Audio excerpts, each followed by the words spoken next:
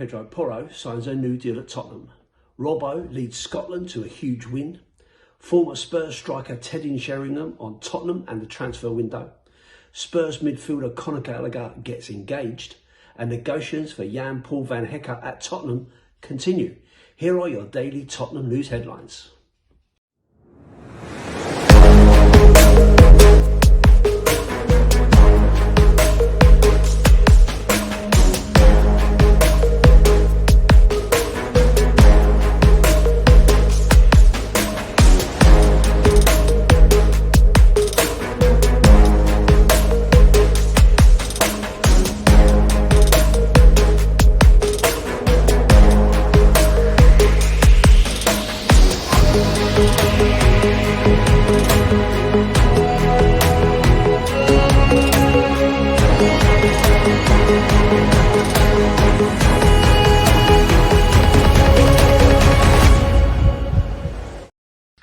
Hi everyone, hope you're well and welcome back to the channel to another edition of the daily Tottenham news headlines, where I'll be going through all the latest Spurs news, rumours and reports. I'm leader Dorset Spur, and if you're watching on YouTube, please like, comment and subscribe to the channel. If you're listening on an audio platform, please do hit that follow button and leave a review if you can. Okay, let's do this. Let's get into it. Main stories. Fabrizio Romano has reported that Pedro Porro signs a new deal at Tottenham. All sealed with the right back and his agent. New contract valid until June 2031 with an option until June 2032. Salary rise and deal done. Despite reports on City and more clubs, never any chance of an exit. Untouchable. Robbo leads Scotland to a huge win. Andy Robertson captained Scotland to their first World Cup win in 36 years, as John McGinn's goal was enough to beat Haiti in their Group C opener in Boston in the early hours of Sunday morning. Robertson played the full 90 minutes. Scotland topped the group after Brazil drew with Morocco. Scotland will return to Boston on Friday the 19th of June when they take on Morocco. Former Spurs striker Teddy Sheringham on Tottenham and the transfer window.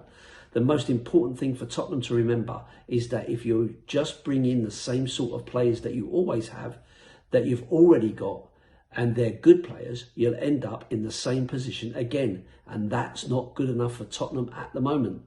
They need to go and bring some leaders into the camp and change the whole picture at Tottenham. Many congratulations to midfielder Conor Gallagher. He has revealed that he has just got engaged to his girlfriend Anya May Kennedy after popping the question during a romantic getaway in Mallorca. Tottenham have immediately rejected Brighton's €35 million offer for Luka Vuskovic. A new offer from Brighton is very likely to follow. As revealed, a verbal agreement between Brighton and Vuskovic is already in place. Brighton are currently the most concrete club in the race. That's according to Sky Germany. Fabrizio Romano, negotiations for Jan Paul van Hecke to Tottenham continue after personal terms agreed days ago. Spurs are pushing to get it done. The Sun have also reported that talks continue between Tottenham and Brighton for Van Hecke. So, my views on some of these stories. Well, Pedro Porro signing a new deal, yet to be announced, of course, but this is according to Fabrizio Romano. But yeah, I mean, I know he has his doubters.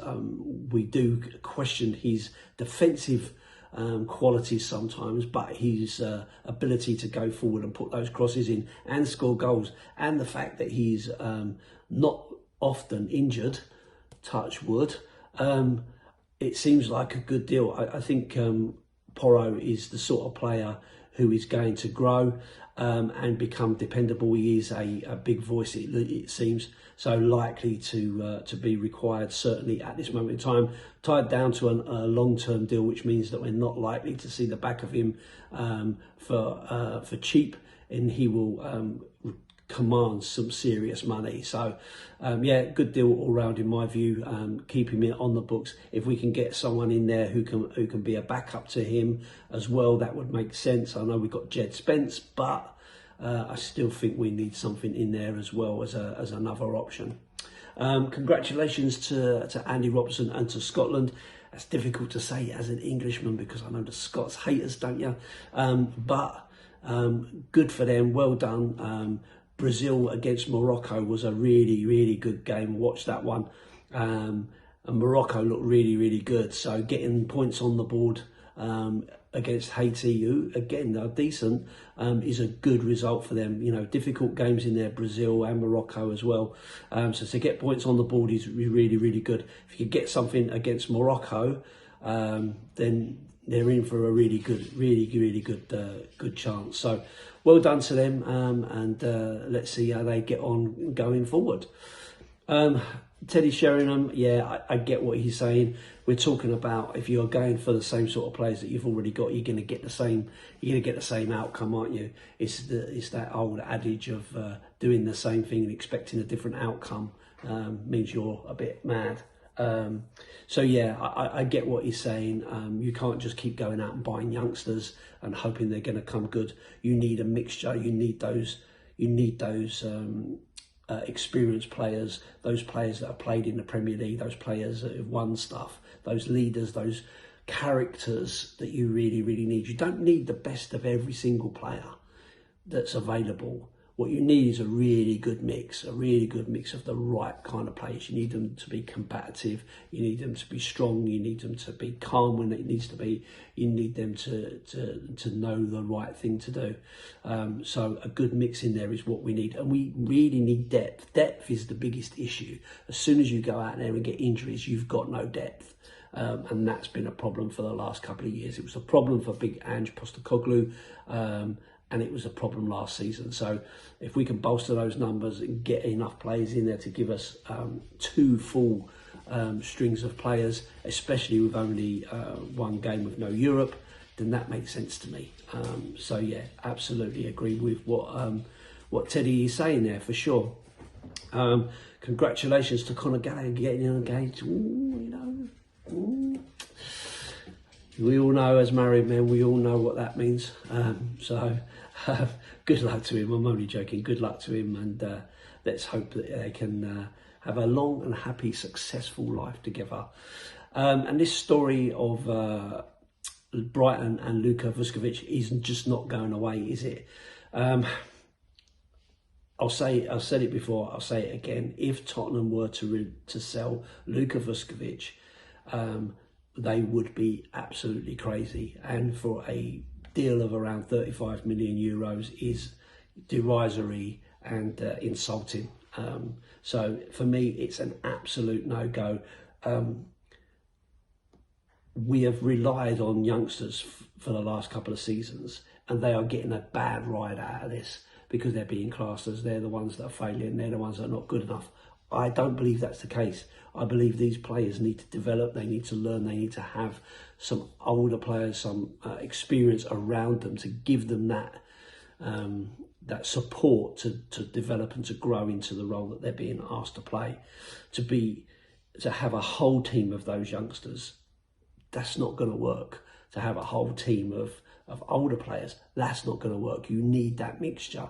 And I do think that buying up young talent is what a lot of clubs are doing. I think Tottenham have got in there very quickly. The likes of Bergvall and Gray and Tell and Kinski and Papsar, and even Vuskovic. It's all makes a lot of sense.